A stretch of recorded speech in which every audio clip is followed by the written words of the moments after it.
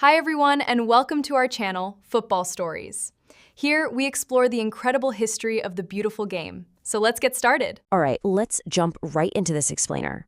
Today, we're unpacking the monumental scale, the massive financial engines, and the hidden physical tolls of the 2026 World Cup. We're looking at a tournament that is literally breaking records before a single ball is even kicked. But what's the true price of this historic expansion? Let's find out. Here is our roadmap. We're going to cover the record-breaking scale, the new format and rules, the debate over global inclusion versus dilution, and finally, the physical toll all of this takes on the players. So let's start with part one, a record-breaking World Cup. $11 billion. That is FIFA's staggering projected revenue for the 2023 to 2026 cycle. To put that into perspective for you, that's a massive 73% jump from the revenue generated during the Qatar World Cup cycle. We're talking about an absolute financial juggernaut here. Now, you might be wondering, what exactly is driving that massive financial leap? Well, it really boils down to one single decision: expanding the tournament from 32 to 48 competing nations. By adding 16 more teams into the mix, FIFA essentially supercharged their entire commercial model. More teams mean more matches, more broadcasting rights, and a much wider global footprint. And because of that expansion, we are getting an absolute avalanche of soccer. We're looking at 104 total matches played across 39 days, spread over 16 cities in the US, Mexico, and Canada.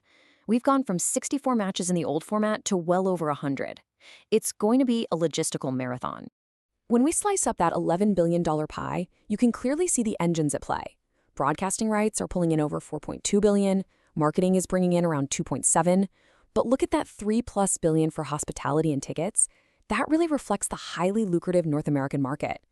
FIFA is even rolling out dynamic ticket pricing, which we're pretty used to in US sports, but it's been pretty controversial globally. In fact, guaranteed seats for the final at MetLife Stadium are projected to reach up to $10,000. Moving right along to part two, let's look at the format changes and new rules. The math of the tournament has completely shifted. Under the old format, it took 7 matches to win a World Cup. Now, a champion has to survive an 8-match gauntlet. And get this, out of the 104 total games, 72 of them are group stage games that are required just to eliminate the first 16 teams. That is a wild amount of soccer just to filter the tournament down to a round of 32. With 104 games packed into the schedule, FIFA knows they have to keep things moving. To combat time wasting, they're introducing some really strict new rules. We're talking 10-second limits for players leaving the pitch during a sub, and goalkeepers facing a visible 5-second restart countdown. If a player needs medical attention, they're forced to wait 1 full minute off the pitch before coming back on. And this is a big one. Referees will have the power to hand out immediate red cards for players covering their mouths to hide insulting protests. It's a very clear push for efficiency and discipline. Which brings us to part 3, global inclusion versus dilution. So on one side of this debate, we have FIFA's Arsene Wenger, who frames this 48-team structure as a highly positive, necessary step. When you consider there are 211 countries affiliated with FIFA, allowing 48 into the World Cup means less than a quarter of the world actually makes it. For Wenger and FIFA, this is all about true global representation, giving smaller nations a massive platform to inspire their youth and grow the sport back home. But on the flip side, we have to look at what critics, like author Jonathan Wilson, are pointing out. Because the top 2 teams in each group, plus the 8 best third-place teams all advance, the group stage loses a ton of its early jeopardy. You could theoretically win just a single game and scrape through. Critics argue this basically kills the high-stakes do-or-die drama that usually makes the World Cup so thrilling right out of the gate. It creates this really fascinating push and pull. On one hand, you have the absolute joy of first-time qualifiers. Teams like Cape Verde and Curacao potentially making their World Cup debuts, which is a historic achievement for those nations.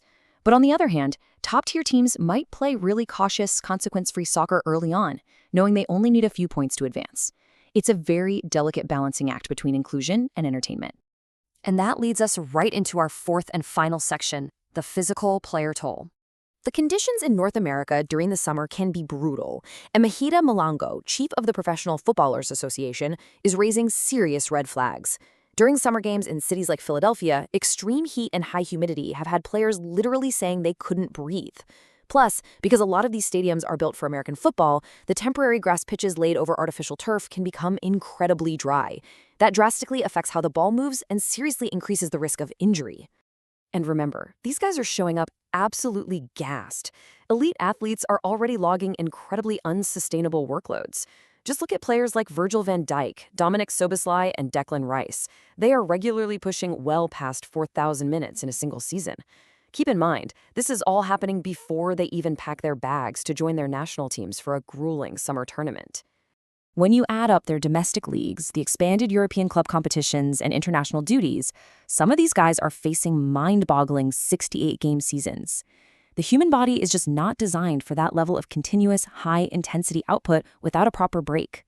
This extreme calendar congestion has actually sparked private whispers among top players about potential strike action, just to self-regulate the schedule before they physically break down. Maheda Mingalongo really hit the nail on the head here. The World Cup is supposed to showcase the absolute highest technical quality of soccer on the planet.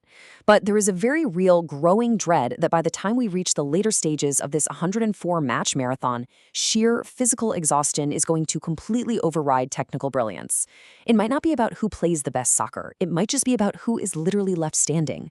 So I want to leave you with this final thought for our explainer today. The 2026 World Cup is undeniably going to be a historic $11 billion spectacle that brings more nations together than ever before.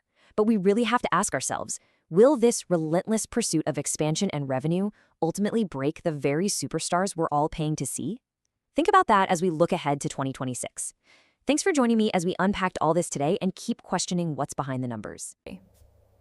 That's all for today. Goodbye. Don't forget to subscribe to the channel.